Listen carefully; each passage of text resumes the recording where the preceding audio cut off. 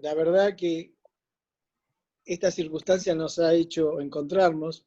Hacía 2 años que habíamos programado un encuentro, al principio habíamos invitado a una bienal en el Colegio de Arquitectos, después se suspendió porque él no podía venir, después en un momento con Alberto, que anda por ahí, habíamos quedado que en un septiembre íbamos a ir hasta Bogotá a visitarlo, bueno, y ahora tenemos en estas circunstancias la posibilidad y el agradecimiento a Pablo, que se ofreció a darnos esta especie de, yo diría, de charlas, de conferencias, para nosotros que estamos acá en Argentina, y él que está también en Bogotá en este momento, en unas circunstancias muy parecidas a la nuestra, y Argentina y Colombia creo que son 2 países que están manejando la pandemia de una manera similar. Pablo fue alumno del taller, fue esa generación que, si no me equivoco, Pablo Murase también fue compañero y salió, si no me equivoco, año 96. ¿Te recibiste, Pablo? ¿Es posible? Sí. No más. 98 fue nosotros empezamos en el 92 y claro. la promoción nuestra fue en 98. O sea, es un arquitecto del siglo pasado, pero que está operando en pleno siglo XXI, ¿no? Con la alta tecnología del estudio Richard Rogers.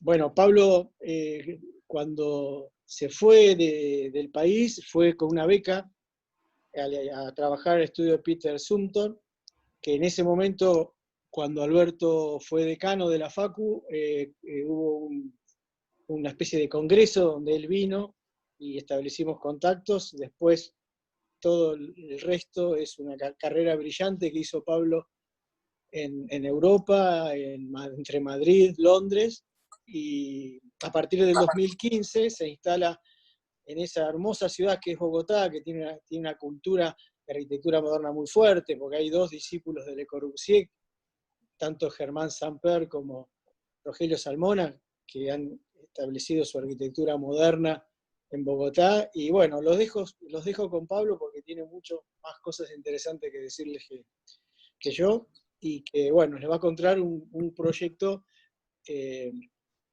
en Bogotá interesantísimo, que son 2 torres, el atrio y espacio público, y los dejo con Pablo. Bueno. Bienvenido, Pablo. Hola, Vero. Hola, Vero, muchas gracias. Hola. Bueno, buen día a todos.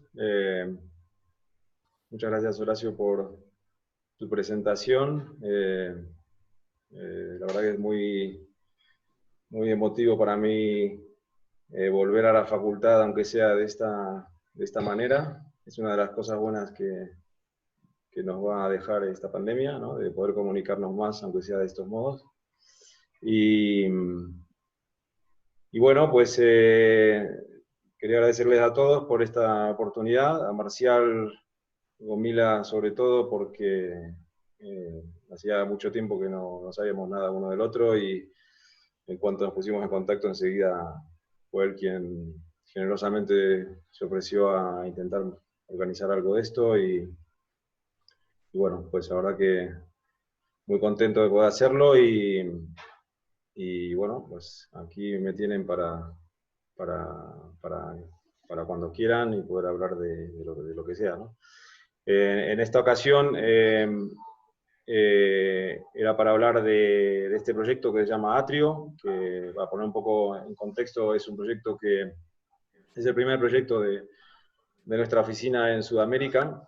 Es un proyecto que ha sido un encargo directo de un cliente de aquí de Bogotá, y que se trata de un proyecto de 2 torres multiuso, una completamente de oficinas, la otra un programa mucho más complejo, que es de hotel, oficinas, viviendas residenciales, observatorio y demás, y asimismo un proyecto de espacio público muy grande de unos 10.000 metros cuadrados, que de hecho casi que me gusta más a mí describir el proyecto como más que dos torres con un espacio público, pues casi al revés, ¿no?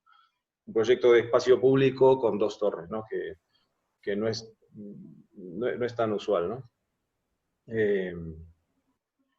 Por otro lado, yo creo que ha sido importante para el cliente contactar con una oficina como la nuestra, porque, bueno, porque siempre ha habido en el estudio una tradición de que los proyectos tengan siempre este componente de espacio público, ¿no? Y casi como primer argumento de interacción entre lo que es el edificio y la ciudad, ¿no? O sea, empezando por el Pompidou, que es un poco el primer proyecto de Richard Rogers, de la carrera de Richard Rogers, y que si bien muchas veces se habla de la estética de ese proyecto y demás, poco se habla o menos de la gran decisión de ese proyecto, que fue en una manzana de París, pues optar por hacer un edificio más compacto al punto de poder ocupar solo mitad de la manzana y la otra mitad destinarla al espacio público, ¿no? Y que es básicamente lo que ha cambiado la ciudad o al menos esa parte de área de París, ¿no? Entonces, esta tradición de tratamiento de espacio público pues, estaba en línea con lo que el cliente quería hacer, que quería hacer dos torres, pero este gran espacio público, que es un poco el legado tanto de este cliente como del proyecto a la ciudad, ¿no? Las torres, evidentemente, cambiarán el perfil de la ciudad desde el punto de vista urbano, sin embargo, el espacio público es lo que realmente le queda a la gente y a la ciudad, ¿no? Entonces, sin entenderme demasiado en esto, voy a hacer como una especie de presentación partida en dos. La primera parte va a ser un poco de lo que es el análisis del sitio, de las ideas preliminares y cómo uno poco a poco va intentando llegar a las primeras ideas, a desarrollar las ideas fundamentales.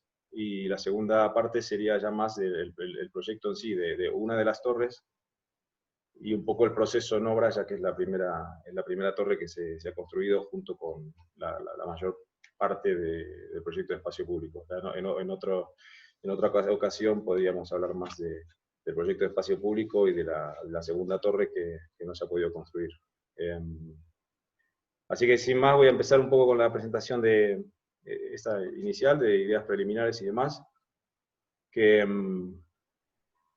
bueno, pues este es el típico plano mapa de la ciudad visto desde arriba, ¿no? El típico que uno encuentra en Google, en Google Maps, y que básicamente es, yo no sé si se alcanza a ver aquí el cursor del ratón mientras lo muevo. Pero básicamente Bogotá es una ciudad bastante lineal, que tiene como característica que es una ciudad que se extiende a los pies de una línea de cerros que están siempre visibles desde cualquier punto de la ciudad. El sitio donde se está haciendo el proyecto es esta zona de aquí. Esta es una gran avenida que une los cerros con el aeropuerto y que a su vez parte de la ciudad en norte y sur. Los primeros dibujos, un poco de análisis, acercándonos al sitio donde se va a hacer el proyecto. Esta zona de aquí es la zona financiera de Bogotá. De hecho, se le llama el Centro Internacional. Allí están la mayoría de los edificios más emblemáticos de la ciudad desde el punto de vista financiero y demás. Y como curiosidad es el tener casi 3 hectáreas de terreno en ese contexto para poder hacer un proyecto, ¿no? Digamos, difícilmente uno encuentra en una capital de un país, en el medio de un centro financiero, un área tan grande para poder desarrollar un proyecto, ¿no?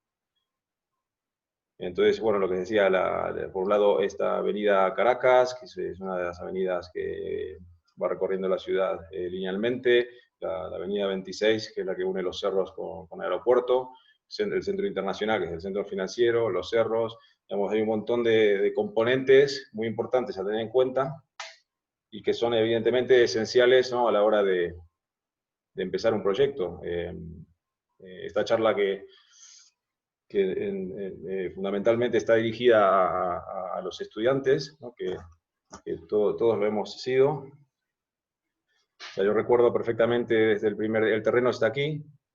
Bueno, entonces aquí se ve como esta es la zona más densa de Bogotá, la zona financiera, y cómo uno después de los años empieza a darle cada vez más valor a esta manera de acercarse a los proyectos, ¿no? Que el análisis, todo lo que siempre dábamos en la facultad del relevamiento y tal, y que muchas veces no le damos demasiada importancia, sobre todo por la falta de experiencia profesional en aquel momento.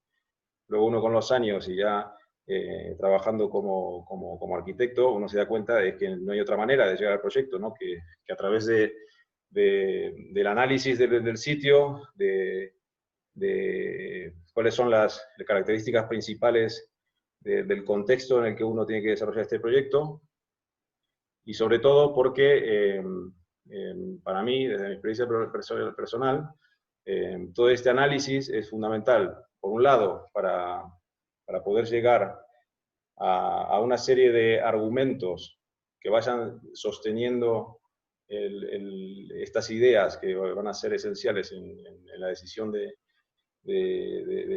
todo el diseño del proyecto, porque al final es como digamos, determinar las reglas, ¿no? Una vez que uno consigue entender cuáles son las reglas con las cuales se va a desarrollar el proyecto, es también al mismo tiempo mucho más difícil equivocarse luego, ¿no? Porque cuando uno establece unas reglas muy concretas, muy argumentadas, luego el proyecto es como si caminara un poquito más solo, ¿no?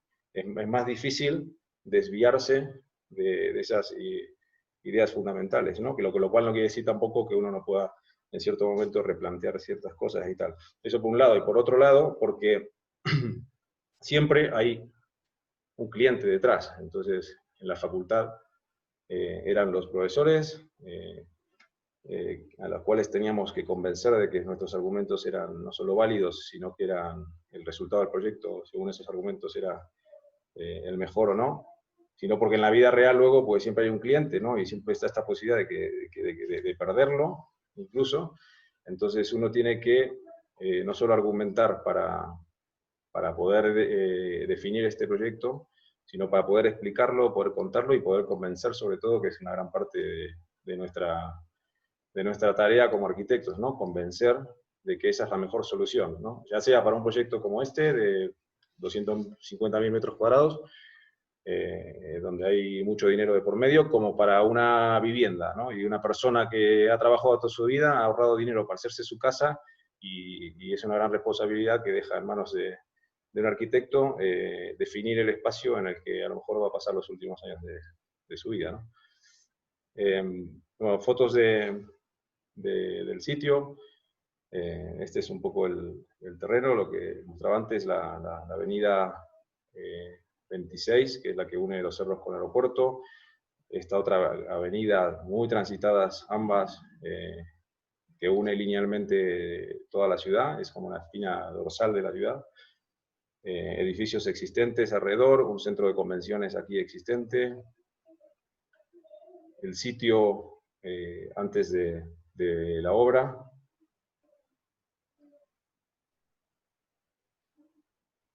Y bueno, los primeros esquemas, diagramas, donde para empezar a entender un poco la dimensión del terreno en el que se tiene que intervenir. Esto 180, son 180 metros lineales de frente, digamos, de ese terreno. Un poco poner en contexto cuál es la dimensión de ese lote en el contexto de lo que sería la manzana del ensanche de Barcelona, por ejemplo, en el diagrama de arriba, en el diagrama de abajo lo que sería una manzana de New York, diagramas donde se empiezan a probar distintas tipologías. En el programa había establecido, evidentemente, una cantidad de metros cuadrados que salen también de normativas y de cuáles son las posibilidades que el terreno, en este caso, ofrecía. A su vez, este terreno donde se iba a desarrollar el proyecto estaba dividido en 3 áreas, de manera que el proyecto se pudiera desarrollar en fases, ¿no? Entonces esto también, evidentemente, de alguna manera va haciendo encaminar qué tipologías son más factibles para esto, ¿no? Desde hablar de si es una torre, si son 2, si son 3, las fases, un poco cómo se puede ir desgranando este programa para poder ir cumplir también con otra serie de requerimientos que no son simplemente el proyecto y la arquitectura, sino también la fase, la construcción, el dinero, cómo se puede desembolsar esto para ir haciéndolo en periodos diferentes. Hay muchos componentes, ¿no? No solo el proyecto, ¿no? Bueno, un poco de cómo se estudia en la oficina a veces las distintas tipologías. Esta no tiene que ver con el proyecto en sí, pero sí tiene que ver con uno de los proyectos que hemos hecho en Londres, que es el edificio Leadenhall, que es uno de los rascacielos, de los pocos rascacielos que uno puede encontrar en Londres, que de hecho ahora mismo es donde se encuentra nuestra oficina desde hace 3-4 años.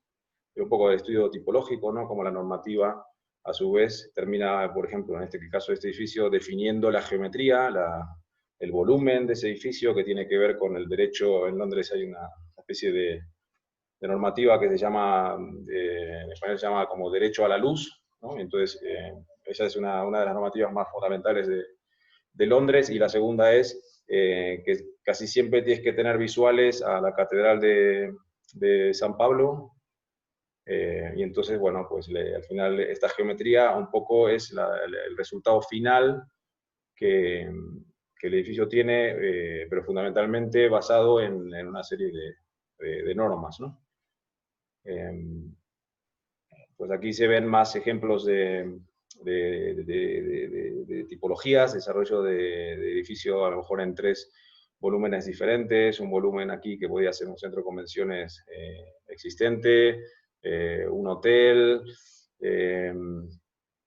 No me voy a detener demasiado en explicar cuáles son las diferentes tipologías que se iban estudiando, simplemente un poco el objetivo es poder mostrar que, digamos, cuando uno llega a una tipología final y empieza a desarrollar un proyecto y tal, siempre tiene que pasar por analizar cuáles son las opciones, ¿no? y encontrar cuál es la más adecuada para esta situación, ¿no? Que no solo tiene que ver con el terreno, sino, como decía antes, de poder construir un proyecto en fases, en periodos diferentes. Ahora, diagramas, ¿no? del tráfico, de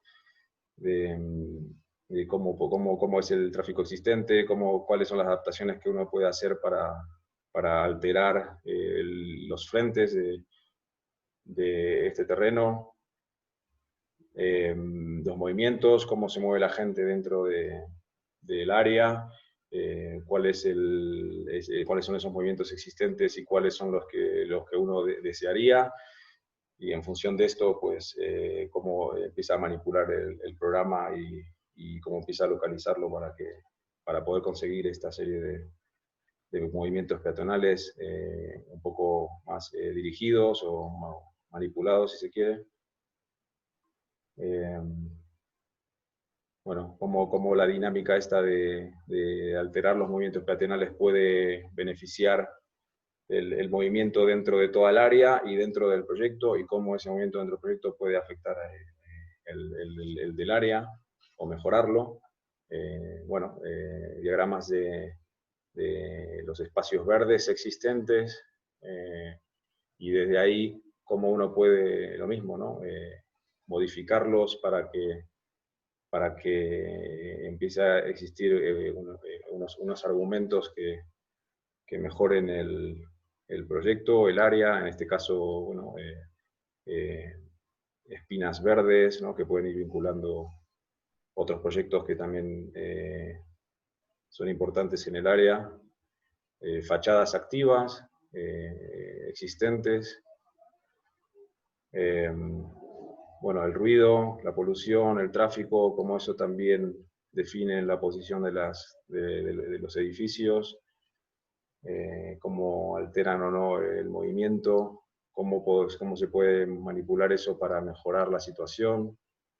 No me quiero detener demasiado en explicar cómo es cada diagrama, simplemente la intención aquí es un poco mostrar que todo este análisis es fundamental para poder ir encontrando estos argumentos, ¿no? Y estas reglas que vayan acotando el proyecto, ¿no? Bueno, vistas, obviamente, los cerros están siempre presentes ahí, al mismo tiempo muchísimos edificios de altura que afectan o no las visuales. Bueno, más de lo mismo.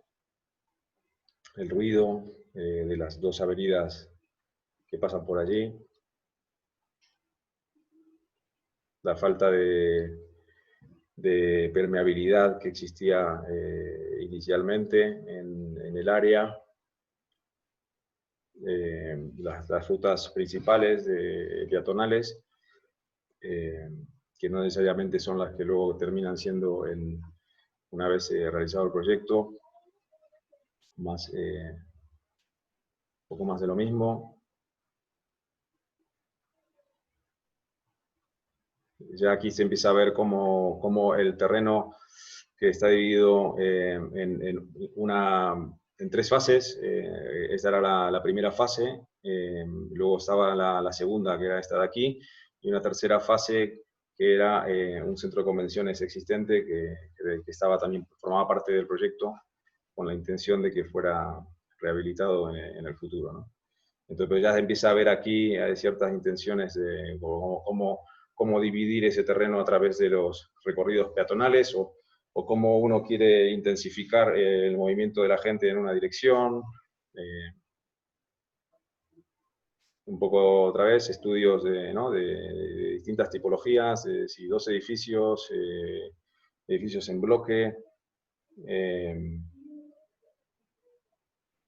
hasta llegar un poco a esta situación, que es un diagrama bastante interesante, que básicamente lo que muestra es esa, ¿no? La relación entre estas torres y un poco en el contexto de estos cerros y del Centro Internacional, ¿no? Y un poco el eje de esta avenida 26, que es la que vincula el aeropuerto con los cerros, ¿no? Entonces es realmente casi uno cuando llega al aeropuerto de Bogotá, es casi la puerta de entrada a la ciudad, ¿no? Entonces, de ahí incluso viene al final un poco casi el nombre de atrio, ¿no? Por la situación de las torres en ese punto, y luego un poco también la morfología, ¿no? Casi el atrio, ¿no? Casi el espacio de entrada a ese centro internacional, ¿no? Que es el centro financiero de la ciudad. Bueno, un poco lo mismo, ¿no? El diagrama, cómo las torres afectan el perfil de la ciudad.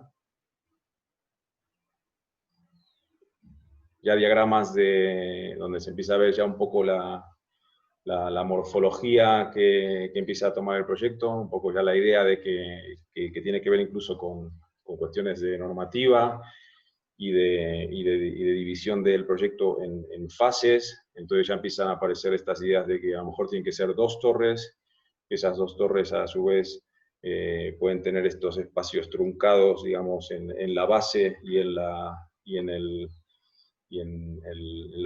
cubierta, que es un poco casi un gesto, ¿no? Que el edificio, digamos, en la base se empieza a abrir para generar una escala que tiene que ver con el espacio público y con los edificios de cierta altura que tiene alrededor, ¿no?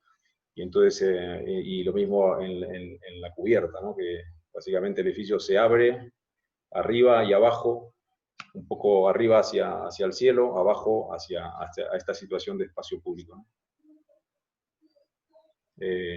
Entonces ya empiezan a aparecer diagramas de cómo podrían ser, bueno, por un lado las avenidas, por otro lado esta cruz verde que podrían ser los nuevos movimientos peatonales dentro del proyecto y cómo eso está en línea con la organización de la división esta de terreno en 3 fases. Entonces empiezan a aparecer la idea de 2 torres, pero que a su vez están siempre como una forma diagonal, porque es la manera de poder tener las mejores vistas hacia todos lados desde las oficinas o el resto del programa que tienes en otra de las torres. Al estudio, empieza a aparecer estudios volumétricos de cómo podrían ser esas torres. Las primeras imágenes donde ya se empieza a ver no solo la tipología de torres, sino ya se empieza a ver cuál puede ser el tipo de estructura de estas torres que tienen que tener. Hay que tener en cuenta que Bogotá está tiene una situación muy particular, que es que, por un lado, Bogotá hace miles de años era una laguna, o sea, básicamente el suelo es limo, con lo cual es una cosa que es bastante compleja para resolver, sobre todo si uno quiere hacer unas torres. Y la segunda, y que es también muy fundamental, es que es una zona sísmica. Entonces, la solución estructural, pues evidentemente es algo a tener en cuenta desde el principio, ¿no? Y entonces aquí ya entra en juego también el desarrollo del trabajo como arquitecto y la colaboración multidisciplinar, ¿no? De la que siempre se habla, y donde eso tiene que ocurrir en cualquier proyecto, y en este caso particular. Sobre todo porque evidentemente aquí se necesitan ingenieros de todo tipo, ¿no? Para todo lo que es el desarrollo de instalaciones, ingenieros estructurales, para ir definiendo cuál es la tipología mejor para este tipo de torres, ¿no? Porque al final el tema del sismo, por ejemplo, es decisivo, ¿no? en la elección estructural de unas torres como esta, ¿no? Diagramas de cómo esas 2 torres en la base, en los primeros 6 niveles, intentan, ¿no? con este corte que se les hace, que nosotros en inglés siempre le llamamos el belly, que es como básicamente sería la barriga, y un poco con esta intención de que estos cortes sean los que empiezan a definir lo que es el espacio público, ¿no? O sea, el espacio público no es solo el nivel 0, sino que el espacio público podría uno decir que son casi los primeros 6 niveles de la torre, ¿no? Entonces es definir un espacio público no solo en horizontal, sino ya también en vertical. Más diagramas de cómo esas 2 torres y pequeños edificios que pudieran interactuar con la torre alrededor y que formaran parte también de esos 10.000 metros cuadrados de espacio público.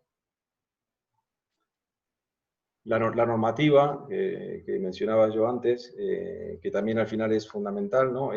Aquí muestra un poco las fases. Por un lado, la primera fase, de manera que uno pudiera hacer una torre y la segunda no. La segunda fase que incluía esta torre, y la tercera fase que podía incluir en el futuro este edificio de centro de convenciones existente. Aquí se empieza a ver cómo hay una serie de retiros, ¿no? Y una serie de requerimientos que empiezan a definir el volumen de ese edificio. Aquí sería imposible hacer una única torre, por ejemplo, solo por un tema de volumen. Entonces, por eso es tan importante también el análisis del sitio y la normativa, para poder entender cuáles son las alternativas aquí, ¿no? Para poder definir si es un edificio, si son 2, si son 3. Este diagrama, que también es interesante, en amarillo, que muestra un poco, siguiendo estas normativas que veíamos antes en planta, casi el espectro dentro del cual uno se puede mover para poder desarrollar aquí 2 edificios, ¿no? Casi que uno no debe salirse de este volumen amarillo, ¿no? O sea, el volumen este amarillo es el resultado de esa normativa, ¿no? En planta y en altura y en volumen, ¿no? Aquí se empieza a ver más o menos cuánto puede llegar a ser la altura de estas torres. Luego esto obviamente ha ido variando. Más imágenes del proyecto, siempre mostrando esta intención fundamental de cómo la torre no llega al suelo, ¿no? Como normalmente ocurre, ¿no? Casi sin transición, ¿no? Incluso en proyectos en donde las torres están en espacios públicos, muchas veces uno siente esa sensación ¿no? de estar en la vereda, de repente entrar en el ámbito del proyecto y luego de repente en la torre, ¿no? Pero casi uno se desnuca viendo la torre y a veces falta esta transición, ¿no? Entre el edificio y el peatón o la ciudad, ¿no? Y luego ya, pues, un poco el estudio que mencionaba antes, un poco ya saber cuál es la mejor solución estructural para hacer un proyecto de esto. Hablando con Horacio, con Willy, con Marcial y demás, estos días, yo les comentaba que digamos, siempre cuando se habla de la arquitectura de Richard Rogers, siempre se lo menciona o se lo estudia como parte de un grupo de arquitectos de arquitectura high-tech y claramente lo es, pero, digamos, pero lo es no casi por elección o porque que se crean que era la mejor manera de hacer arquitectura, sino simplemente por una tradición y una cultura que viene desde la Revolución Industrial, que si los británicos pues, son los inventores de la Revolución Industrial y por lo tanto en la arquitectura y en muchos otros ámbitos y desde luego toda la industria de la arquitectura, ingeniería y demás, está culturalmente y tradicionalmente asociada a esta naturaleza, ¿no? de construir en acero y tal, y es lo que saben hacer. Entonces, digamos, no ha sido tanto esto es algo que todos hemos estudiado en la facultad y tal, sin embargo, ya en la experiencia profesional y trabajando con ellos, uno descubre que realmente es el resultado de una cultura y una tradición más que una elección, ¿no?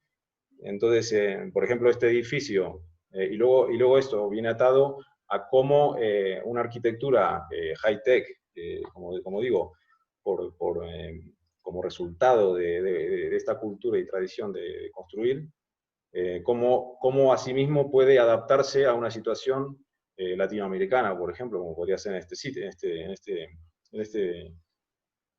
este caso, ¿no? Y entonces, si este edificio, por ejemplo, se hubiera hecho en Londres, toda la estructura, tanto la de columnas verticales, para resolver lo que son las fuerzas gravitatorias, y las diagonales, que no es una estética, es una solución estrictamente estructural para resolver un tema de sismo, en este caso, todo se hubiera hecho en acero. O sea, lo más rápido de hacer en Gran Bretaña habría sido construir todo en acero.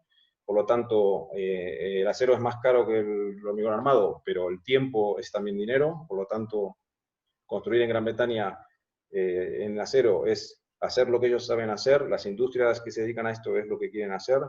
Y el tiempo es muchísimo dinero también. Y sin embargo, ¿cómo adaptar esta situación a Bogotá?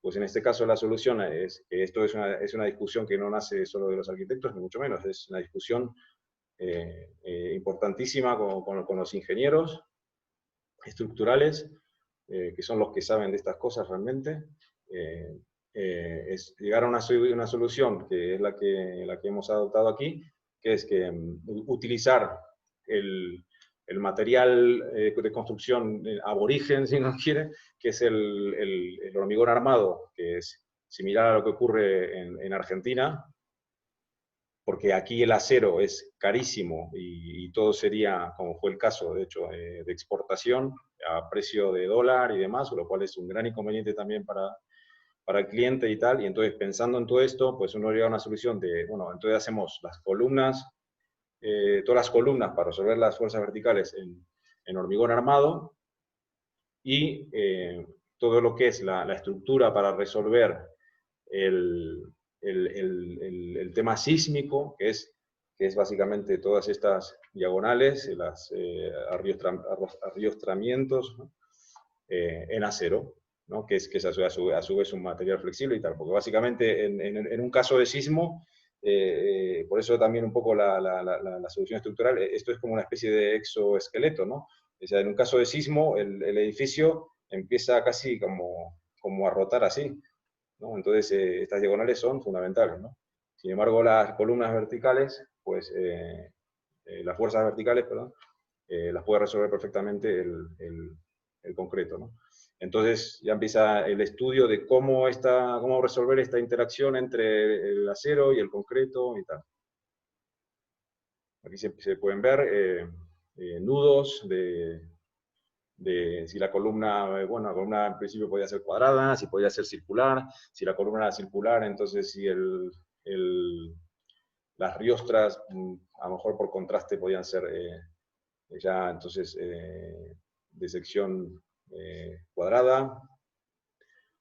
Aquí ya empiezan aunque es un proceso inicial de diseño y tal, ya empiezan a haber decisiones importantes, como por ejemplo, qué supone hacer una riostra circular o qué supone hacer una riostra de sección cuadrada. Una riostra de sección circular, según el tamaño, hubiera supuesto laminar el acero y conformarlo de manera circular para poder generar esa sección según el tamaño que necesita la estructura, si es cuadrada no. Entonces al final pues la solución termina siendo una estructura circular de columnas de concreto y secciones cuadradas para las diagonales estas que resuelven en la riostra, ¿no? Luego ya un poco el estudio de cómo ese volumen de la torre se puede hacer de una manera muy compacta, o si se quiere empezar a disgregar un poco desarticular ese volumen para generar distintos planos y que el impacto volumétrico de esa torre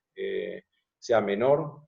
Entonces, una forma de hacerlo es a través de lo que se ve en estos diagramas, ¿no? Un poco de estudios tipológicos de la típica planta cuadrada rectangular con un núcleo central muy compacto, o un poco la dirección que se fue luego tomando, que es la de esta de superposición de una planta en dos cuadrados, y que dentro de esa superposición resolver el tema del núcleo, pero que a su vez ese núcleo a lo mejor no necesariamente tiene que ser compacto, sino que puede a lo mejor a su vez desarticularse, disgregarse en un núcleo central y otros núcleos que pueden ser satelital. A su vez eso resolvía otros temas de movimientos verticales, que es fundamental en una torre. Y un poco ya acercándonos ya a las soluciones ya casi finales, ¿no? Donde se empieza a ver ya una planta de dos cuadrados superpuestos, en la intersección de ellos el núcleo central, ese núcleo central, como decía, desarticulado y generando dos núcleos satelitales, pero que ya se salen de la planta del proyecto, y entonces eso ya empieza a generar ya no 4 fachadas, sino 8, para lo que podría ser la planta de oficina. A su vez, esa desarticulación de los núcleos mejoraba muchísimo el poder disgregar los movimientos verticales de ascensores en una torre como esta, hasta llegar a una solución que se llama Sky Lobby, que es una serie de movimientos verticales que no estrictamente van desde abajo hacia arriba, sino que en vertical a su vez empiezan a disgregar, porque bueno, la torre de esa manera la puedes organizar según los movimientos de la gente a donde tengan que ir y tal. Entonces, por ejemplo, en este caso hay las últimas plantas, no necesariamente uno tiene que poder ir en el ascensor de cada uno de esos niveles, sino que puede tomar un ascensor que lo lleva a una especie de lobby superior, y de ahí hace una transferencia a otro ascensor que simplemente resuelve el acceso a las plantas superiores. Ese movimiento vertical, a su vez disgregado, lo que hace es que no se necesita tener en todos los ascensores, que en este caso eran decenas de ascensores, no tienen que tener desde abajo hacia arriba no sé la palabra, el shaft, bueno, el hueco del ascensor, sino que al digregar el ascensor en algunos niveles ocupa ese hueco, pero en otros ese hueco puede ser ocupado por otro tipo de instalaciones, como puede ser los baños o espacios para instalaciones. Un poco imágenes de la torre como eran inicialmente, al fin, que es muy parecido a como realmente quedó el proyecto al final. Bueno, las dos torres un poco en ese contexto, ¿no? En el contexto de lo que es el centro internacional, el centro financiero, los cerros. Y este diagrama, que también creo que es bastante interesante, que ya muestra un poco eso, ¿no? La idea de estas dos torres con esos cortes truncados en la base y en la zona superior, ¿no? En la zona superior son oficinas, pero que a su vez pueden tener terrazas abiertas al cielo, pero a su vez este corte hace que uno, si está en la terraza, no tenga esa sensación de vacío, sino que tiene esa sensación un poco escalonada de terraza, sobre terraza, sobre terraza, y abajo un poco la idea esta de que el espacio público no es solo el nivel 0, sino que es casi los primeros 6 niveles de esa torre, ¿no? Y cómo interactúan con el espacio público, ¿no? Incluso al punto de que los primeros niveles de la torre tienen este programa casi semipúblico, que pueden ser oficinas que, si bien son privadas, sí tienen acceso público, a diferencia de los niveles superiores, en donde ya las oficinas son simplemente para el que trabaja ahí, ¿no?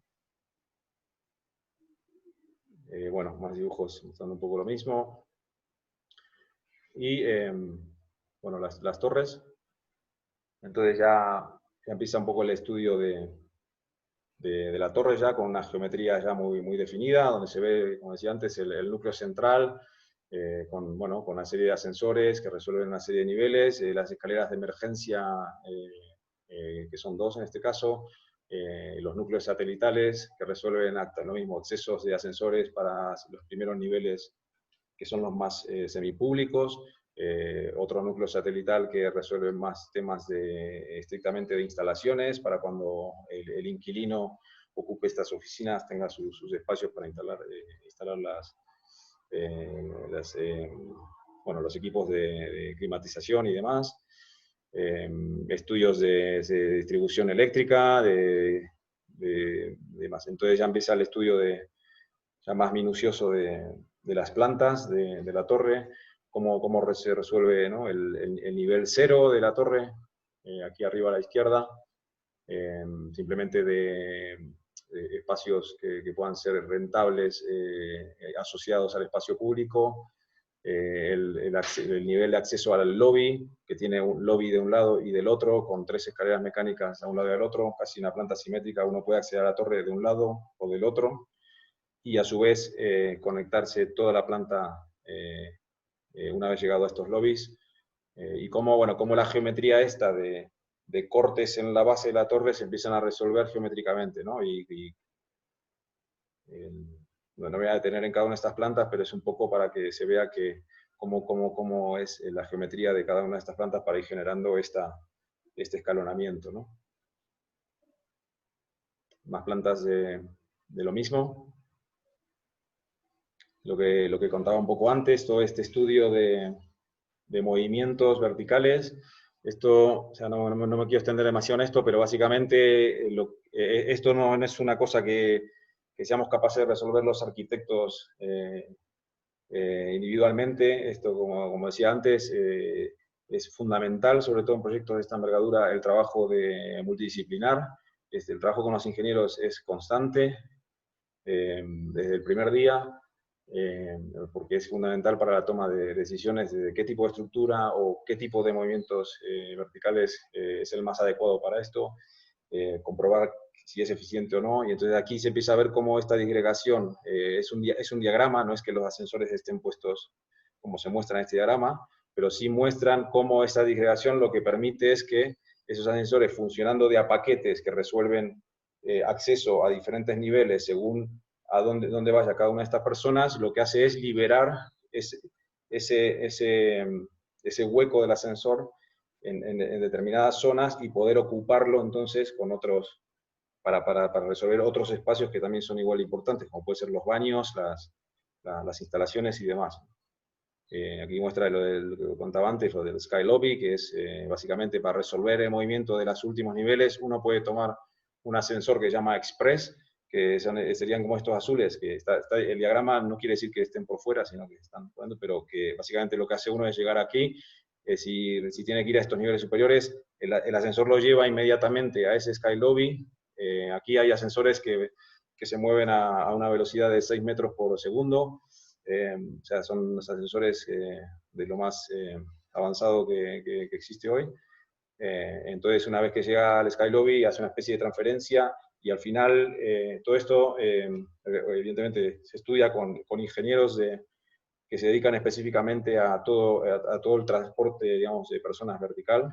Y lo que hace, lo que uno tiene que llegar al final a la conclusión es que uno no puede tardar más de X segundos en llegar al punto al que al que quiere ir, ¿no? Entonces, si uno quiere ir al último nivel, no puede tardar más en todo ese recorrido, incluso de transferencia y tal, creo que algo así como 28 segundos, algo así. Bueno, estudios en este caso, que es la torre norte, que es el proyecto, siempre hemos llamado Torre Norte y Torre Sur. La Torre Norte tiene 48 niveles de 4,20 metros de altura cada uno, y la Torre Sur, pues, son 64 niveles, pero ya de otro programa que es un poco más diverso, que es, como decía antes, de hotel, oficinas, residencias arriba, y una especie de observatorio con restaurantes y demás. En este caso, que es la Torre Norte, que es la que está construida, es exclusivamente de oficinas, ¿no? Entonces aquí ya empieza el estudio de cómo se puede organizar la planta, en tipo open plan, en este caso. Otra organización más orientada hacia las fachadas. Bueno, pues diagramas que muestran un poco esto, la planta típica, el análisis de la profundidad, las proporciones de open plan en términos de área, cómo funcionaría con oficina cerrada, circulaciones principales, porque aunque la planta está, ¿no?, como partida a través del núcleo, puede existir, uno puede rentar o bien toda esa planta entera y tener conectado todo con alrededor del núcleo, o poder tener alquilado una planta, una compañía, por ejemplo, y la otra mitad otra empresa. Este diagrama que muestra un poco lo que es el nivel +1, que es el de acceso a la torre desde este espacio público, en el que básicamente se accede a ese primer nivel a través de estas escaleras mecánicas, tanto de un lado como del otro, ¿no? Es una planta simétrica, y básicamente aquí tiene en el lobby de un lado y del otro, pues los muebles de recepción, todos los controles, ¿no?, los escáneres, todo lo que se requiere por temas de seguridad, de acceso y demás. Y una vez que uno atraviesa pues estos controles y demás, pues ya se dirige, según a dónde vaya, a un grupo de ascensores o a otro, dependiendo a qué planta uno se dirija, ¿no? Y aquí, bueno, pues este diagrama que muestra un poco en sección esta idea que explicaba antes, ¿no? Esto es relativamente diferente a cómo terminó siendo el proyecto, sobre todo en este caso que muestra aquí una especie de fachada vertical que no existe, pero un poco esta idea de las transiciones que hablaba al principio, ¿no? De cómo desde la ciudad el peatón se empieza a acercar al proyecto, y cómo uno de manera gradual empieza a pasar de esta situación de abierto y absolutamente público a pasar a una especie de espacio más contenido, con una escala peatonal, y cómo esto se va acercando a uno a la torre casi de manera gradual y sin sentir esta sensación de, no, estoy frente a una catedral gótica, ¿no?, que es lo que ocurre muchas veces, ¿no? Y un poco aquí el amarillo representa esto de unos primeros 2 o 3 niveles de espacio público, y como estos primeros 6 niveles de estas zonas truncadas de la torre, pues de alguna manera se miran hacia ese espacio público y forman parte. Luego, pues, estudios de materiales.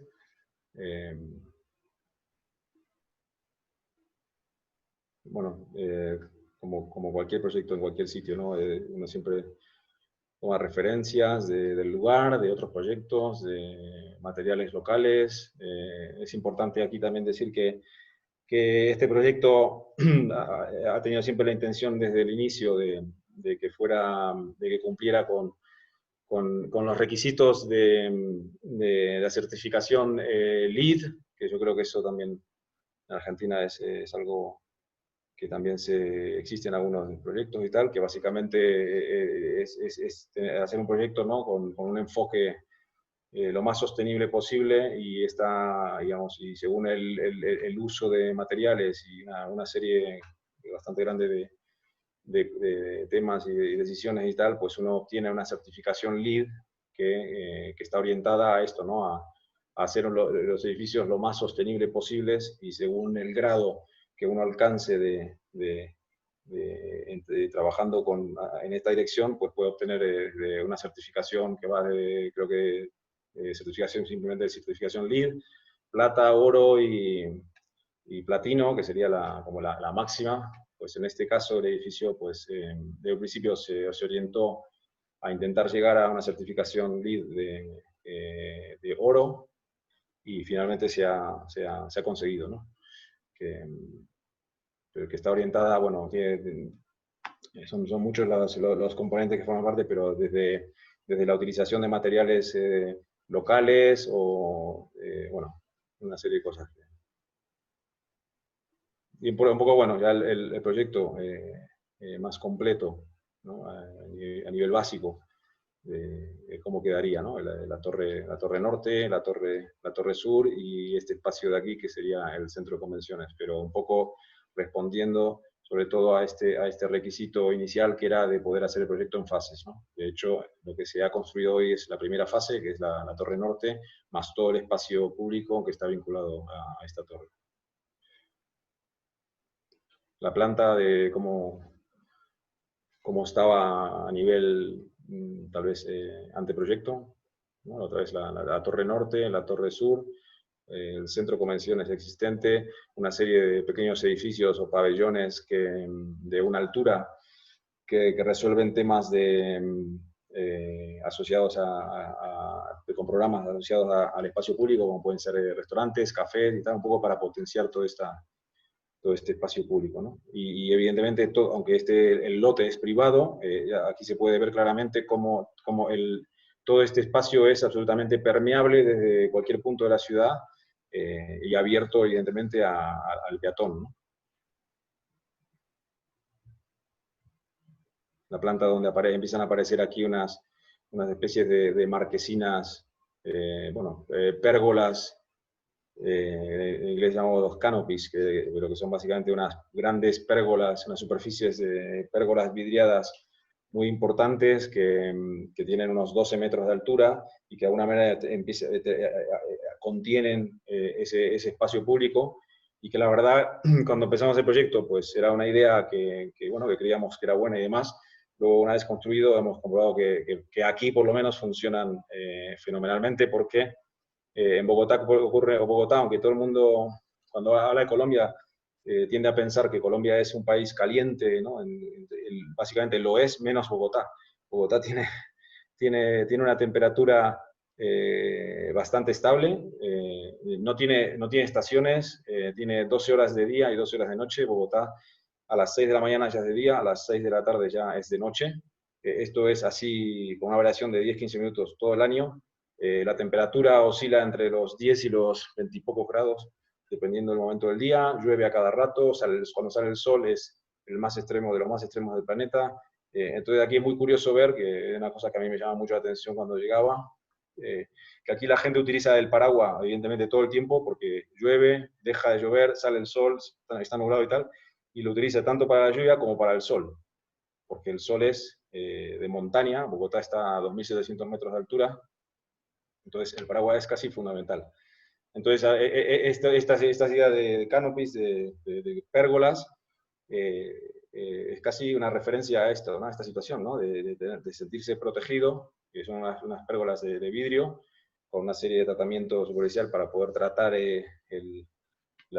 bueno, el tema de la incidencia del sol y demás, pero básicamente funcionan como casi como espacios protectores, sin dejar de percibir ese espacio como un espacio abierto y sobre todo público, ¿no?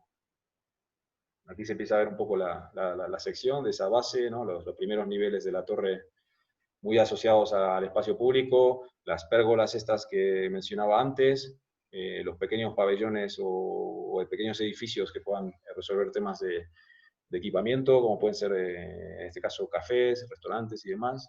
Y luego un dato muy importante, que es que estas pérgolas, a su vez, no solo resuelven ese espacio público desde el punto de vista espacial, de escala, de protección y demás, sino que, volviendo otra vez al tema de la normativa y cómo uno interpreta y cómo uno resuelve un proyecto teniendo en cuenta estos aspectos, la torre, básicamente, y una de las normativas de este área de edificios de gran altura es que la base de cualquiera de estos proyectos que se hicieran ahí, esas torres tenían que tener una especie de basamento de unos 3 niveles más o menos, que son una especie de 12 metros, y digamos, cualquier proyecto está obligado a generar esta idea de basamento de 3 niveles, y aún haciendo esto,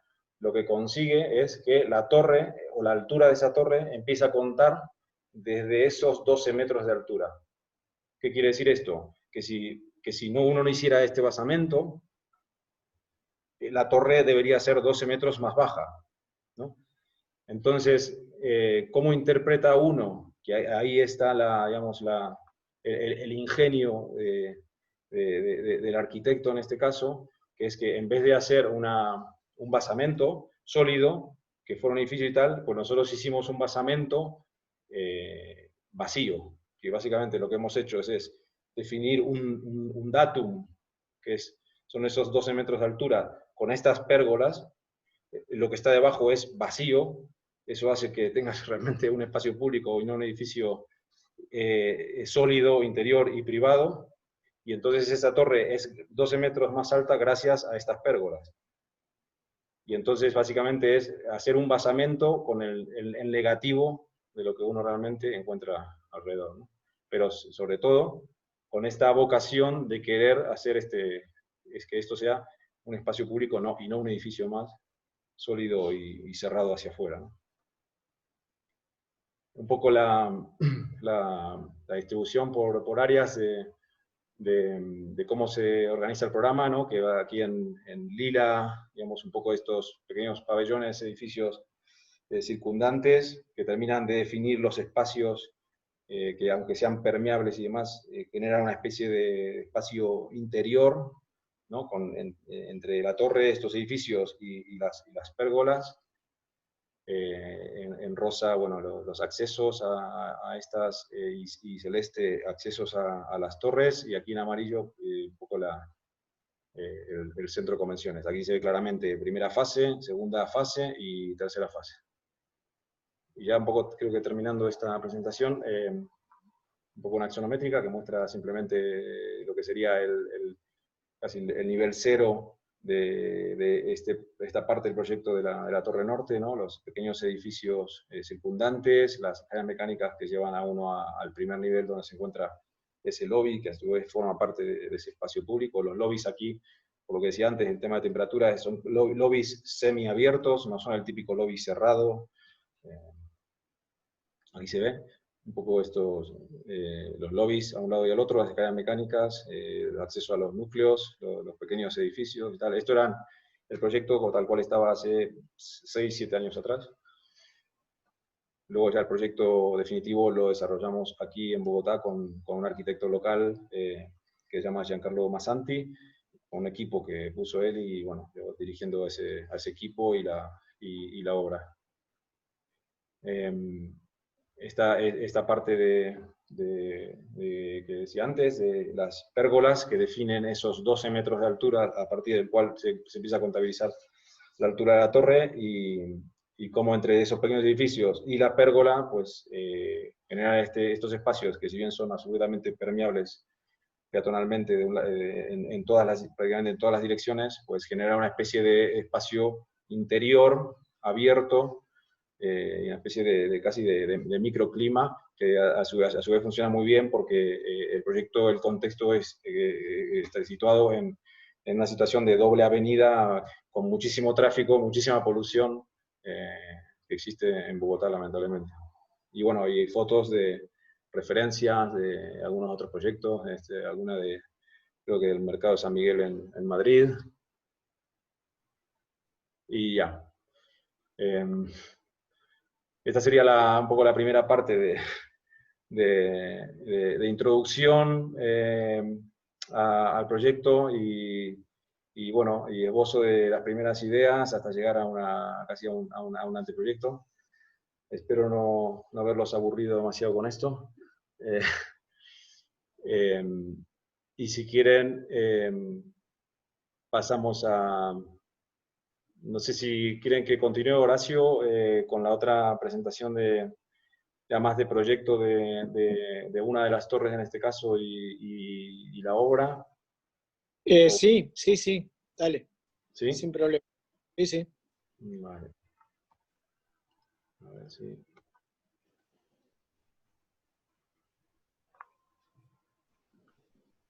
Bueno, voy a intentar ir más rápido en la segunda presentación para dejar un poco de tiempo para poder hablar o hacer preguntas o lo que...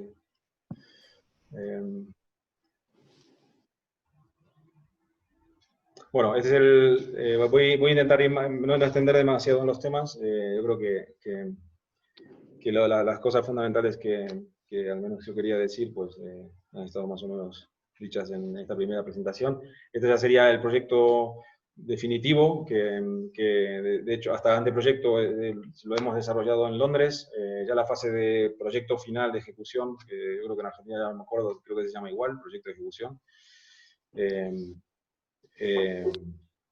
Se desarrolló aquí en Bogotá, como decía, y bueno, luego todo el tema de la obra.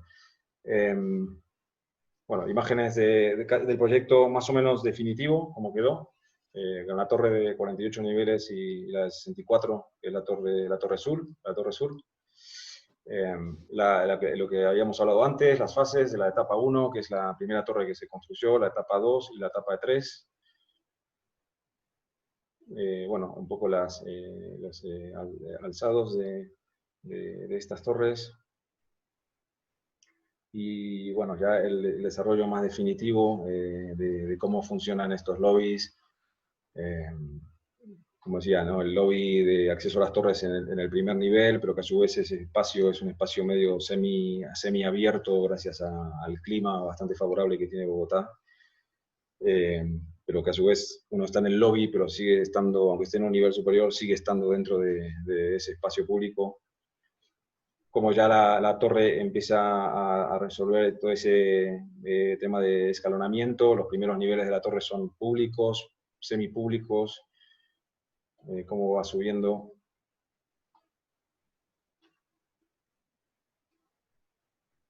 La planta de, bueno, aquí un poco ya mostrando arriba, las plantas de esas terrazas, como a su vez también se empiezan a ir escalonando, con esto que decía antes, ¿no? La idea esta del corte para generar esta situación de cómo la torre se reduce al mínimo el impacto en planta en el nivel 0, ¿no? Con estos cortes, y arriba un poco la misma situación, pero para generar esta especie de niveles de oficinas con terrazas, que a su vez se van escalonando y van también reduciendo esta sensación de vacío, ¿no? Bueno, cómo se van resolviendo en los niveles superiores.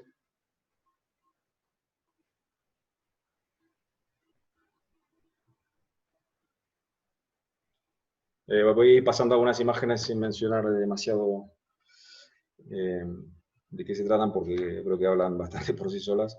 Ya los niveles superiores, ya estos son los últimos niveles ya de oficina típica, pero luego ya los últimos evidentemente se convierten ya en instalaciones y demás. A su vez esta torre tiene a su vez casi en la punta, creo que no sé si se alcanza a ver aquí, una especie de grúa que es un brazo básicamente que se extiende unos 32 metros, telescópico, que es para todo lo que es el mantenimiento claro, de limpieza de fachadas. Esta grúa, digamos, se puede mover 360 grados.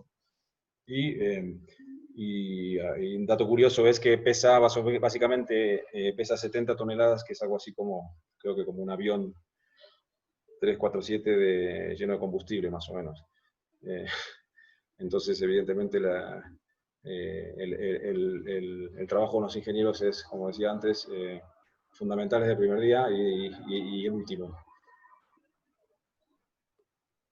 Aquí, bueno, los estudios de todo este casi exoesqueleto, cómo se comporta. No quiero detenerme en explicaciones de esto, sino simplemente mostrar cómo el desarrollo de estos proyectos, pues evidentemente el trabajo en equipo es indispensable. Yo creo, de hecho, que casi que no podría hacer yo ningún proyecto solo. El estudio de todos estos nudos entre la estructura de hormigón armado y el sistema de arrastramientos diagonales para resolver el sismo.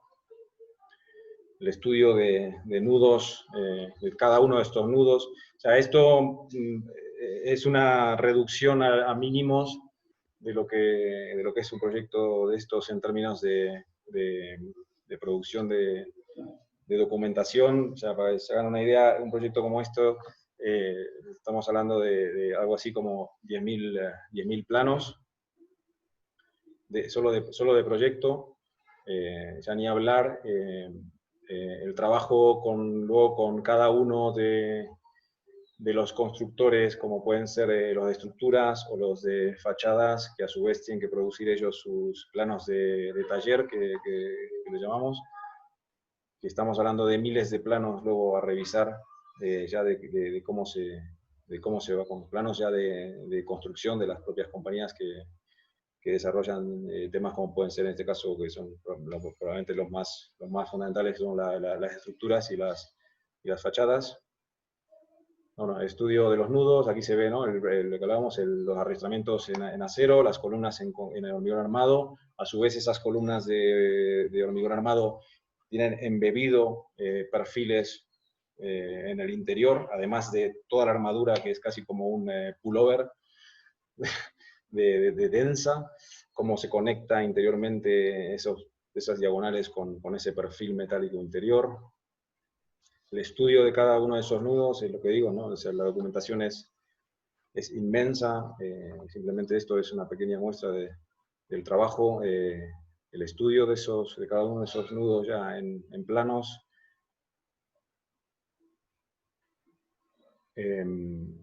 Bueno, axonométricas, mostrando mientras estudiaba todavía si la riostra era circular, si era cuadrada. Esto, ya quiero recalcar la importancia del trabajo no solo en equipo, sino multidisciplinar, ¿no? Un proyecto de esto no se puede hacer ni solo, ni mucho menos entre un grupo de arquitectos. Esto es el trabajo exhaustivo de muchos profesionales, desde arquitectos, ingenieros, constructores, para definir la geometría de esta riostra, si es circular o sección cuadrada. No es simplemente un hecho estético, es una solución que puede o no ser la más adecuada desde el punto de vista constructivo. Entonces, mientras más conoce uno también la técnica, el oficio de la arquitectura, mejor diseñador termina siendo, ¿no? El estudio de nudos.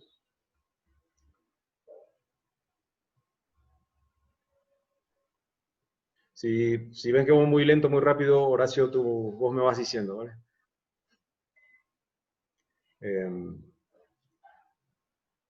Bueno, más estudios. Bueno, ya en obra, una muestra real de un nudo de estos, por ejemplo. Un nudo de estos, estamos hablando de 4 toneladas, más o menos.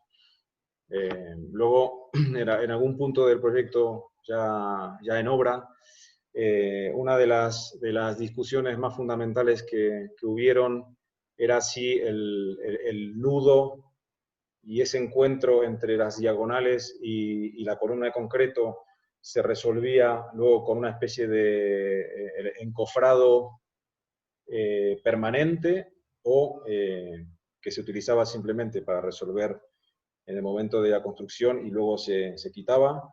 En un momento se pensó en que fuera simplemente una especie de encofrado temporal, que es un poco lo que muestra esta imagen, y finalmente se optó por hacer un encofrado permanente, que luego se quedara ahí, y que creo que ha sido una sabia decisión, porque al final, de no haberlo hecho así, pues uno hubiera tenido una percepción casi de columna chimenea muy continua, con una especie de palitos diagonales que llegan ahí, y finalmente el resultado de esta elección de encofrado permanente lo que ha hecho es que genera casi una especie de intensidad diferente en ese encuentro de tantos elementos diagonales o perfiles horizontales, y casi como un ritmo muy definido, ¿no? en vertical, ¿no? Y que también ayuda mucho a la percepción, a la escala, a poder entender un poco cómo funciona la estructura, y que al final también es uno de los principios bastante importantes del estudio, que es este principio de legibilidad, que le llamamos, que básicamente tiene que ver con casi como un principio didáctico de uno poder entender cómo funcionan las cosas, ¿no? Entonces, en este caso, entender ese ritmo de nudos que se encuentran cada X, cantidad de niveles. Hablan también del sistema estructural, en este caso funciona cada 8 niveles, y uno, si quisiera aumentar la altura, siempre tendría que optar por añadir 8 niveles y no menos. Entonces, este principio de legibilidad tiene que ver con eso, con ser capaz de viendo el edificio, entender cómo funciona y no solo leer algo estético, ¿no? O sea, porque evidentemente esta estructura diagonal y tal, poco tiene que ver con lo estético, sino es una estética adoptada como resultado de un principio estructural, ¿no? Luego ya el color y tal, pues es otra historia. Pues bueno, ya el tema del desarrollo de fachada. Básicamente, un edificio como estos, el 70% del presupuesto se va en estructuras y en fachadas. O sea, por eso es el impacto que tiene en el presupuesto estos dos temas es fundamental, ¿no? Por eso que es tan importante la buena elección de sistema estructural, material y demás, y lo mismo con el tema de fachadas. Entonces, un poco explicar un poco rápidamente, conceptualmente, los principios de las fachadas. Básicamente lo que queríamos era por un lado generar unas fachadas que son estas que llamamos las fachadas A, que son estos planos muy abstractos, casi sin textura, ¿no? que un poco fueran cambiando su reflexión según el momento del día. Y luego, pues, esta superposición que hablamos antes en la planta de estos dos cuadrados, donde luego ese núcleo a su vez se descongestiona del centro y se divide en estos dos núcleos satelitales, que luego esas fachadas donde se encuentran los dos núcleos satelitales fueran un poco más texturadas, digamos, ¿no? Casi como si, digamos, de alguna manera, unas fachadas muy planas y abstractas, y casi la otra como cuando uno le mete el bocado a esa torre de un lado y al otro para albergar esos dos núcleos, que esa fachada fuera mucho más articulada y como de textura, ¿no? Entonces este contraste yo creo que al final luego terminó funcionando muy bien. Aquí, bueno, aquí abajo referencias de otros proyectos, pero aquí, bueno, se empieza a ver, ¿no? Por un lado, en estos renders iniciales, por un lado las fachadas estas que terminan en pico, tanto arriba y abajo, muy planas, muy reflectivas y demás, y luego las fachadas estas, donde se meten esos mordiscos para poder calzar los núcleos satelitales con otro nivel de textura y articulación, ¿no? Bueno, estudios ya de cómo funciona desde el punto de vista técnico absolutamente el tema del vidrio para controlar el clima. Afortunadamente, una de las cosas buenas que tiene Bogotá en ese sentido es que al tener un clima tan estable, digamos, contrario a lo que puede ser Argentina o Europa, que tenemos estaciones donde las variaciones de temperatura son muy altas según la estación y tal, aquí en ese sentido pues es muy favorable tanto para resolver el tema de fachada como para resolver todo el tema de climatización mecánica interior, ¿no? Digamos, no se necesita tanto esfuerzo mecánico para mantener el interior con un clima, digamos, estable también, ¿no? Y de confort, ¿no? Bueno, ya estudios de diferentes opciones, aquí a la derecha se ve, ¿no? Que podía llegar hasta plantearse incluso aquí, cosa que eso sería imposible en Europa, vidrios laminados, pero no sin cámara de aire, vidrios con cámara de aire.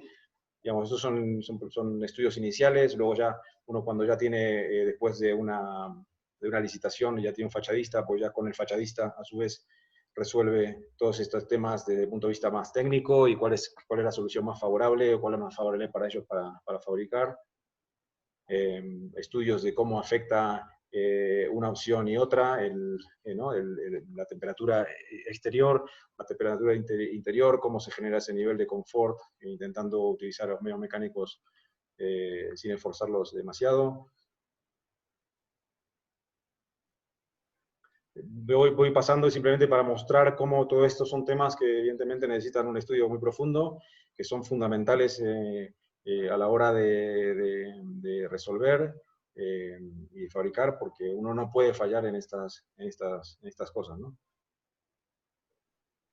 Estudios ya de fachadas, ¿no? De la que hablaba antes, la fachada A, que es esta fachada más bien plana, más abstracta y demás. Las fachadas ya de estos bocados donde están los núcleos satelitales que ya empiezan a estar articuladas ya con las riostras por fuera, estos que llamamos los spandrels, que tiene que ver con temas de fuego, de transmisión de fuego de un nivel a otro, interior y exterior.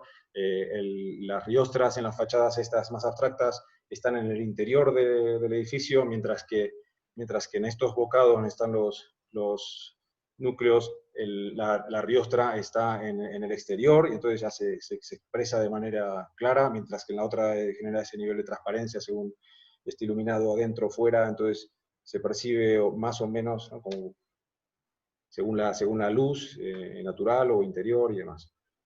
Y luego la fachada, la C, que es la fachada de los núcleos satelitales. Bueno, más estudios a mano de cada una de estas fachadas. Todo esto antes de tener un contratista definitivo con quien uno vaya a fabricar esa fachada. O sea, estos son estudios de nosotros como arquitectos desarrollados con ingenieros especialistas en temas de fachada y que luego a su vez ya se licitan con esta información y luego ya cuando entra el constructor, pues ya uno ya discute con ellos y incluso trabaja, ¿no? Durante un periodo que se llama como una especie de proceso de diseño con el contratista, ¿no? Bueno, más dibujos de estos tipos de fachada, como qué tipos de materiales, acero inoxidable, el vidrio, la riostra metálica.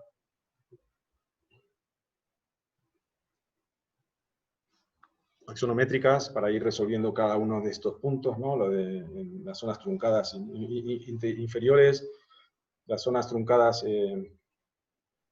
superiores con las terrazas, cada uno de estos detalles específicos en cada uno de estos puntos donde se producen encuentros con los nudos de la estructura metálica, o sea, que cada uno de estos puntos se ha estudiado al más mínimo detalle para no porque todo esto, digamos, mientras menos se desarrolla, más caro sale luego a la hora de fabricar, ¿no? Porque es más información que tiene que estudiar y producir el contratista que lo vaya a hacer, ¿no? Entonces, esto es un poco también una idea fundamental. O sea, nosotros como arquitectos, además, tenemos que monitorear todo el tiempo lo que estamos haciendo en términos de dinero, porque nosotros tenemos que manejarnos con unos presupuestos. Entonces, ¿sabes? Esto no es algo que nosotros trabajamos y proponemos y tal, y luego ya vemos cuánto cuesta. Digamos. En todo ese proceso es fundamental el tener gente que a su vez vaya monitoreando, ¿no? Un poco por dónde vamos, ¿no? Para no llevarnos sorpresas al final. Esto es muy importante también en arquitectura. Nosotros somos muy famosos por salirnos de presupuestos, no controlarlos, no saber... entonces, mientras más sabemos de esto, mejores vamos a hacer en obra y menos molestos para el resto de gente que muchas veces específicamente sabe de estas cosas, mientras que nosotros tenemos que tener esta visión un poco casi de director de orquesta, ¿no? Tenemos que, el ingeniero de estructuras quiere controlar su estructura, el fachada le importa su fachada, al otro le importa el presupuesto y tal, y a nosotros nos tiene que importar todo. Tenemos que ser capaces de monitorear todos estos temas, aunque no seamos los especialistas en cada uno de ellos, sí ir de alguna manera mirándolos todos, intentándolos coordinar, ¿no? Que el tema de coordinación es fundamental en arquitectura. Luego ya, con un proyecto de esta envergadura, estamos hablando de millones de dólares, euros, o lo que sea, de fachadas, pues finalmente la licitación la ganó una empresa italiana que se llama Permastelisa, que es básicamente el constructor de fachadas, es el Ferrari de las fachadas en el planeta, diría yo. Es una empresa que está localizada en el norte de Italia, y como un proyecto como estos lo merece, aunque resulte extraño de ver, esto que ustedes ven aquí es una muestra real de estudio de fachada. O sea, en Italia, antes de terminar de concluir el proceso de diseño y de fabricación, simplemente para poder comprobar cómo funcionan cada una de estas fachadas, incluso con pruebas de agua, con un montón de pruebas de sísmicas y demás. Yo tengo la oportunidad de ir a trabajar con ellos ahí 2 veces durante el proceso de diseño de estas fachadas, ir a trabajar ahí con ellos mano a mano en su fábrica, y esto es básicamente una muestra de fachadas de 3 tipos de fachadas, ¿no? La A, que decía, esta que es más bien abstracta y plana, esta que es la fachada esta de los bocados, que es más expresiva si uno quiere, y la otra fachada que es la de los núcleos. Más muestras de esta, bueno, más fotos de esta muestra. Esta se ve muy mal, la verdad, pero esta es la máquina que coge agarra, perdón por la palabra, que agarra uno de estos módulos y básicamente lo mueve así para hacer la prueba sísmica, y incluso a niveles superiores digamos, en lo que el sismo podría funcionar aquí en Bogotá. Y hoy tenemos la certeza de que este edificio sería el lugar más seguro para estar en un caso de sismo en Bogotá. Bueno, ya un poco la imagen de estas fachadas, ¿no? En la zona de la barriga del edificio que decía antes. Más axonométricas, de renders, de cómo son estas fachadas en cada uno de estos lados de la torre. Las terrazas, los núcleos. Esto es simplemente para mostrar un poco el tipo de plano que uno produce para desarrollar las fachadas, de plano más general hasta plano de detalle mínimo, y estos son muestras básicamente de cientos de planos que necesitamos producir para esto, ¿no? Mientras más información podamos darle al contratista, más rápido será el trabajo y por lo tanto menos costoso, ¿no? Y luego ya un poco para terminar, un poco el proceso de la experiencia de obra también, que han sido aquí 5 años, llevo casi 5 años y medio aquí, ya a punto de volverme a Londres y todo va bien, y ahora en el aeropuerto. Un poco, bueno, el sitio, casi antes de empezar, con el sistema de pilotajes. Aquí no lo he dicho antes, pero esta torre a su vez tiene 5 niveles de sótanos para algo así como 1.600 vehículos. Una obra complejísima también desde el punto de vista de ingeniería civil, porque como decía antes, esto es limo. O sea, básicamente se ha tenido que hacer una especie de perímetro, ¿no? De muro perimetral, lo que se llama muro pantalla. Yo no sé, sinceramente no me acuerdo si esto se llama así igual también en Argentina, pero básicamente es una especie de, ¿no? Es como hacer una trinchera de 40 metros de profundidad, que es el muro este perimetral, sin hacer ningún tipo de excavación. Y una vez que se hacen esos 40 metros de pantalla, que es básicamente para hacer este efecto del vaso que uno mete en la bañera, ¿no? Cuando mete el vaso boca abajo, que hace como vacío, pues, y entonces el vaso no se llena de agua, pues esto es un poco el mismo efecto, ¿no? Uno hace esa especie de 40 metros de profundidad de pantalla para que el agua no pueda hacer esto, meterse dentro, ¿no? Y luego, casi como un topo, en vez del sistema típico, que de hecho me acuerdo cuando era pequeño, a la hora del teatro argentino, que se habían hecho básicamente esos muros de contención y luego casi que se excavó, yo creo que hasta abajo, con algún tipo de riesgo de colapso, pues aquí básicamente se ha hecho al revés. Un sistema que se llama top-down, que es básicamente construir de arriba hacia abajo. Entonces se hicieron los muros pantallas, el terreno se mantiene a nivel cero, básicamente es una trinchera, un muro que uno no descubre hasta que todo eso se haya excavado, y luego empieza a construir desde arriba, hace la primera losa, con un gran hueco en el centro, que es por donde luego va a salir la torre, se mete como un topo, excava hasta el siguiente nivel y hace la losa abajo y excava hasta el siguiente nivel, y eso es simplemente para tener siempre casi retenido esos muros y que no colapsen desde arriba hacia abajo. Un poco difícil explicarlo así en palabras y con mis manos aquí, pero bueno, eso es simplemente para decir que así como la torre es un proyecto complejo y demás, el sótano no lo ha sido menos, ¿no? Bueno, ¿cómo empieza uno esta obra? Siempre yo cuando empecé arquitectura, y me acuerdo perfectamente de la obra del Teatro Argentino, antes de empezar arquitectura cuando acababa de empezar, siempre decía, ¿cómo hace uno para empezar un proyecto, la construcción de un proyecto de esto? Y dice, bueno, a ver, vos y yo, ¿cómo empezamos? Bueno, vos ahí, yo acá. Siempre me causó mucha curiosidad al principio cómo empieza uno, ¿no? Y dice, bueno, a ver, bueno, tomo una pala y vos empezás a acabar allá y yo acá, ¿no? Entonces, bueno, uno luego al final termina descubriendo cómo funciona todo eso y la cantidad de gente que tiene que estar involucrada para construir un proyecto como esto, y el trabajo de coordinación enorme que se necesita. Y bueno, un poco esta casi las primeras reuniones en obra ahí de que, bueno, a ver, pilotes y tal, las primeras cosas de cómo nace un proyecto, ¿no? Aquí se ve un poco, ¿no?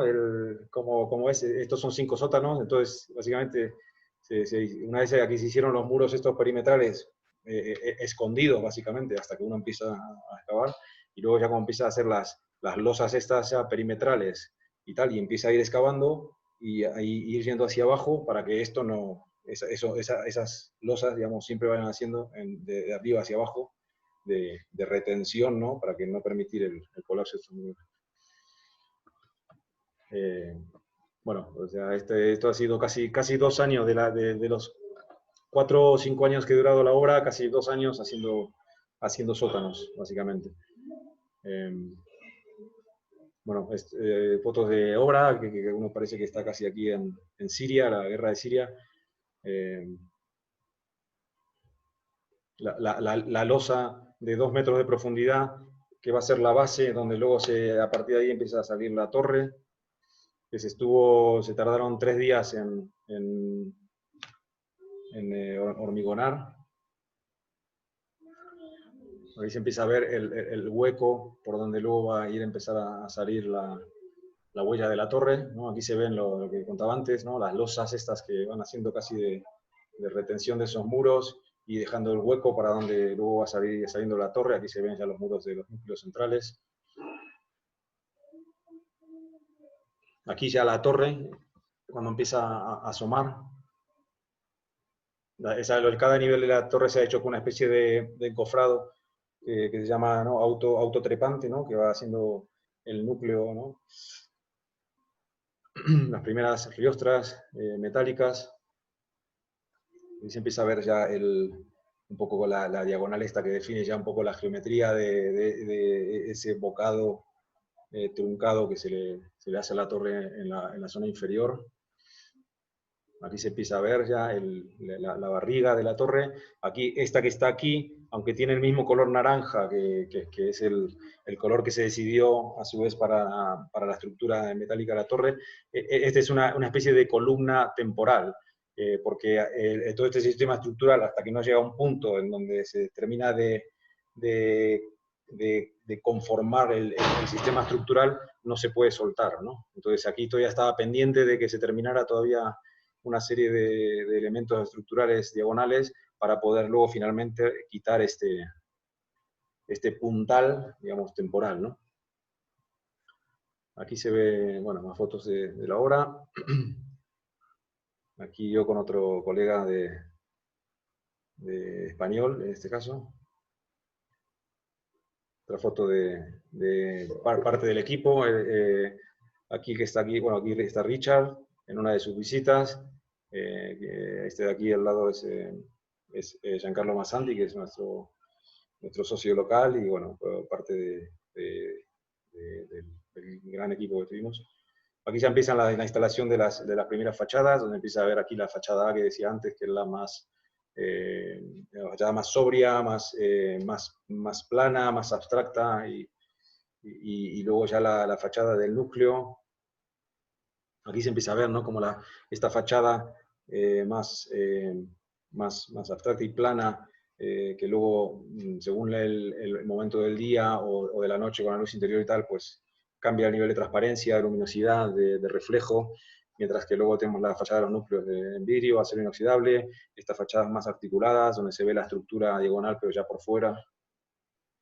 Los malabaristas son unos canadienses, pues esta estructura de metálica se fabricó en Canadá, una empresa canadiense que ganó la licitación, y luego mandaba a estas personas, que eran casi una especie de trapecistas, que lo que hacían era que cuando llegaba la grúa, llevaba cada una de estas vigas, pues ellos se sentaban en la viga, la dirigían y tal, llegaban hasta que llegaban al punto donde tenía que ir la viga con la vertical y tal, y pernaba, y se movían como gatos y malabaristas, y uno muerto de miedo, ¿no?, mientras los miraba.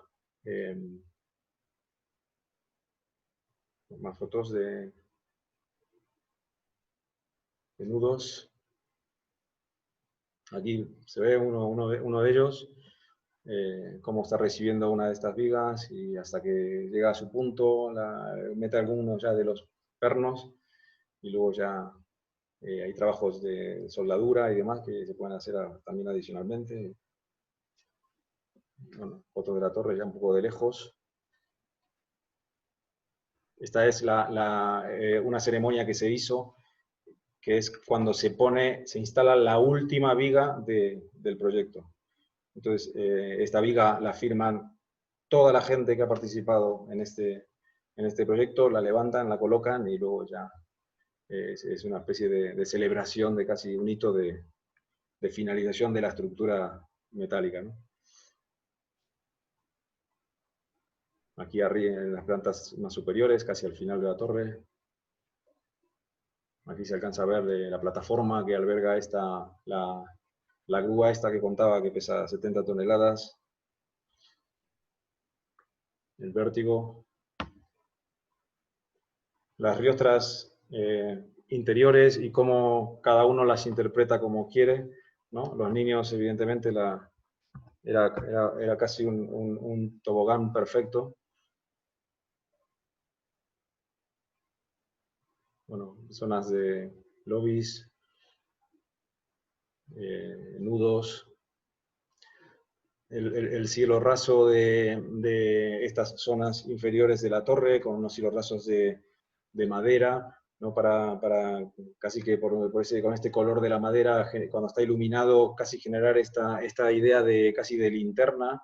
La torre es muy de noche, la torre, sobre todo cuando están las luces apagadas, es muy azul, un color muy frío, sin embargo luego, como estas zonas de abajo y arriba están más iluminadas, pues son casi como el efecto linterna, ¿no? Y ese es un bonito efecto desde la distancia incluso para la ciudad, ¿no? Uno ve que casi la torre se pierde y casi la idea de faro, muy naranja por la luz, tanto en las terrazas como en la base, cuando uno ya está más cerca, ¿no?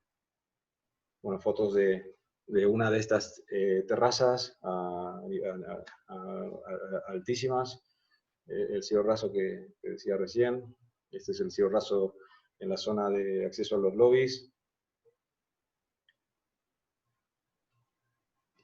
Un poco esto que decía, ¿no? La foto no es muy buena, la verdad, pero sí se alcanza a ver como este efecto casi de linterna en la zona inferior. Sin embargo, luego lo que es la fachada esta se ve muy oscura, ¿no? Luego todo esto evidentemente variará dependiendo de las oficinas que estén con toda una luz encendida por la noche y tal.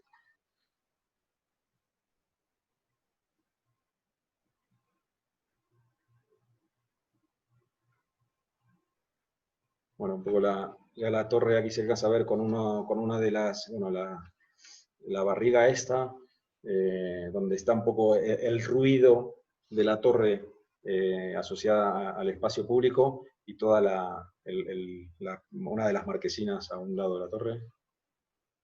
Las terrazas.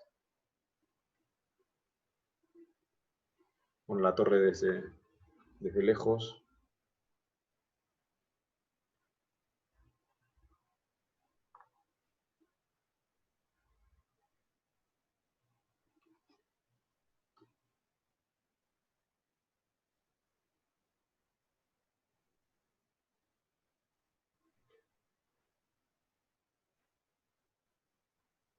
El nivel de lobby.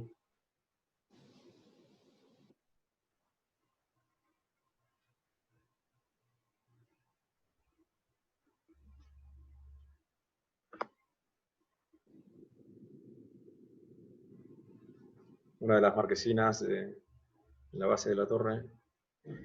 Y luego ya un render de las dos torres desde la lejanía, ¿no? Y el contexto con la ciudad y los cerros. Y eso es todo por ahora.